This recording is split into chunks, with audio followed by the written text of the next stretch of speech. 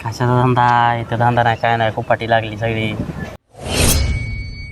सगळ्या गाड्या झाल्या आता ढिगाणं पडल्यात गाड्या कोणी बी उठतंय गाडीच घेतोय कसं काय बरं बाकीचे ड्रायव्हर तर म्हणतात की खूप धंदा आहे. धंदा आहे पण त्याला पळावं लागतंय पहिलं इथं गुडघ्याच्या वाट्या निघून पडायच्यात आणि ट्रॅफिक बिफिक पावसानं सगळं काय सांगायचं अवघड कंडिशन आहे. म्हणजे रिॲलिटीवर आहे की जे म्हणतात ना की धंदा खूप आहे पुण्यामध्ये, तर असं काय नाही मित्रांनो, जे करतंय त्यालाच माहीत आहे की काय कंडिशन आहे ती. कशाचा धंदा आहे 2-2.5 हजार धंदा होतोय 500ची ट्रिप मारली तर 300चा गॅस जातो या अरे यार म्हणजे खूप कंडिशन परवडत नाही काय नाही जे करतं त्याला कळतंय उठतं कुणी गाड्या घेतंय गाड्या लई मोठ्या झाल्यात गाड्या. तर नमस्कार मित्रांनो, स्वागत तुमचं आपल्या ऑल टाईप व्हिडिओ चॅनलमध्ये. तर बघू शकता आता पुण्यामध्ये धंदा कसा आहे ओला उबेरचा, ते डायरेक्ट आपण एका ड्रायव्हरशी संबंधित बोलू आपण. चला. तर नमस्कार बोला जरा बाहेर या ना जरा.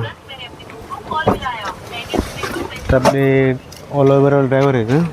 तर पुण्यामध्ये धंदा कसा आहे बरं ओला उबेरचा?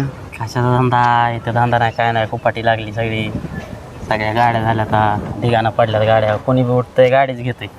कसं काय बरं बाकीचे ड्रायव्हर तर म्हणतात की खूप धंदा आहे. धंदा आहे पण त्याला पळावं लागतंय पहिलं इथं गुडघ्याच्या वाट्या निघून पडायच्यात आणि ट्रॅफिक बिफिक पावसानं सगळं काय सांगायचं अवघड कंडिशन आहे. म्हणजे रिॲलिटीवर आहे की जे म्हणतात ना की धंदा खूप आहे पुण्यामध्ये, तर असं काय नाही मित्रांनो, जे करतंय त्यालाच माहीत आहे की काय कंडिशन आहे ती. तर मला एक तुम्ही सांगा, ओलाला धंदा जास्त आहे का उबेरला आहे? कशा पद्धतीने रॅपिडो पण चालवता का तुम्ही?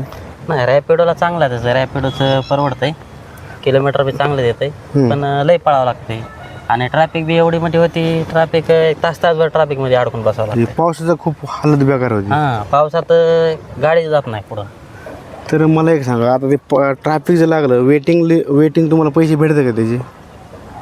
वेटिंग नाही भेटत पैसे एवढे पण थोडेफार भेटते. थोडेफार भेटतात पैसे. बरं जर फुल चालवले सर, सकाळी तुम्ही पहाटे 4ला चालू केलं आणि संध्याकाळी 5-6ला बंद केलं तर किती धंदा होतो?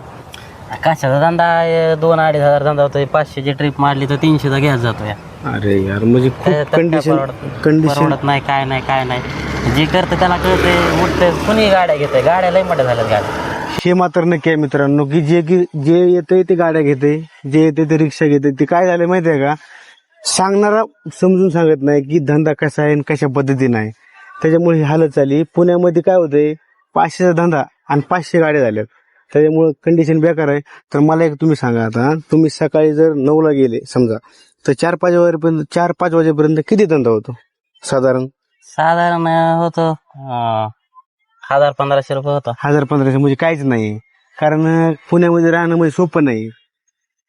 त्याच्यात गॅस आहे सर्व्हिसिंग आहे सगळा खर्च आहे बरोबर सगळ्या गोष्टी आहेत त्याच्यात. म्हणजे मागं काहीच राहत नाही म्हणायचं. काहीच राहत नाही माग. म्हणजे गाडी ही आपली लॉस मध्ये जाते आताच्या कंडिशनला, बरोबर ना? हा तर मित्रांनो हे बरोबर बोलतात दादा की ह्यांची कंडिशन म्हणजे ह्यांनाच माहिती आहे.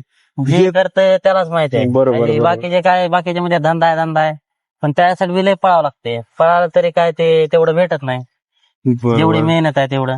आणि त्यातली त्यात तुमची पुन्हा गाडी घासली ऍक्सिडेंट झाला ते पुन्हा व्हायलाच आहे ना. हा आता परमिट गाडी 24 तास रोडवर म्हणल्यावर काय ना काय होतेच दडकती किंवा काय म्हणा किंवा रोड असे आहेत पुण्यात खड्डे पुढे शॉक अफसर म्हणा काय म्हणा सस्पेन्शन ते आहेच थोडं. बरोबर. हे छोट्या म्हणजे दादानी जी रियालिटी आहे ती तुमच्या समोर मांडण्याचा प्रयत्न केलाय. तर मित्रांनो तुम्हाला सांगायचा उद्देश असा आहे की माझा की तुम्हाला असं नाही म्हणत मी गाड्या घ्या नाही नका घेऊ, गाड्या घ्या पण कंडिशन काय आहे पुण्यामधली तुम्ही काय म्हणताय लय धंदा आहे तुम्ही गाड्या घ्या. पर कसं आहे माहिती आहे का, तुमचे बॅकग्राऊंड बघा आधी, तुमची कंडिशन कशी आहे. तुम्ही काय करताय ऋण पाणी काढून गाड्या घेताय, गाड्या घेऊन धंदा नाही झाला ते हप्ते भरण्यासाठी पैसे नसतात. तुम्ही पैसे भरण्यासाठी हे हप्ता भरण्यासाठी तुम्ही पैसे इकडनं तिकडनं काढताय, मग ते ऋण पाणी होऊन बसतं. काय म्हणायचं तुम्हाला या गोष्टीवर? रेन काढून सण करायची गरजच नाही. बरोबर गरज नाही तुम्हाला, तुमची कॅपॅसिटी काय तिथपर्यंतच तुम्ही बघा.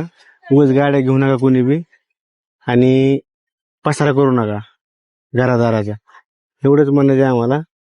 आणि मला एक शेवटचा प्रश्न विचारायचा आहे दादांना. तुम्ही मला एक सांगा, तुम्ही तुमच्या गाडीला किती वर्ष झाली आता? गाडीला झाले 2 वर्ष झाले. किती वर्षाचं लोन आहे तुमचं? 5 वर्षाचा. बघा म्हणजे 2 वर्ष झाले, 3 वर्षांना आणि फेडायची गाडी. आतापर्यंत तुम्ही महाग राहते का नाही गाडीचं, राहिले का नाही? काहीच नाही राहत, गाडीच तेवढे आपले जे बरं. हप्ते जाते तेवढंच, म्हणजे बाकी काय हिथं राहत नाही. सोपं नाहीये गाडी घेणं म्हणजे. चला, तुम्हाला एवढंच आमच्या संधी द्यायचा आम्हाला. धन्यवाद. धन्यवाद दादा. धन्यवाद. ओके.